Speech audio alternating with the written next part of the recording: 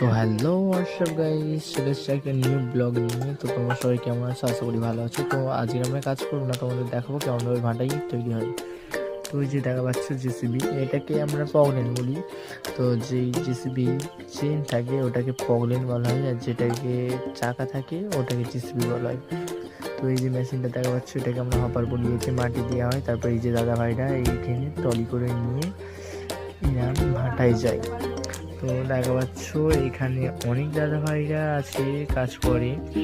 তো এনারা এখানে, তো এরকম হপার থেকে দাদা ভাইগুলো মাটি নিয়ে এসে এই যে দেখা পাচ্ছ এরকমভাবে এখানে ফেলে দেয়। তো তারপরে যে দিদি ভাইরা আছে এরা এই যে ইট কাছে দেখা পাচ্ছে এরকমভাবে ইটগুলো কাটা হয়, তারপরে শুকনো করা হয়, যে দেখা পাচ্ছে কত শুকনো হচ্ছে। তারপরে এই দাদা ভাইগুলো ইটগুলো নিয়ে এসে এই যে চিমনি বলা হয় এটাকে, এটাই দিলে ইটটা পেকে হয়ে যায়। তো চলো আজকের মতো ভিডিওটা এখানে শেষ করছি। ভালো লাগলে লাইক কমেন্ট শেয়ার করবে। তো চলো টাটা বাই বাই, দেখা হবে নেক্সট ব্লগে।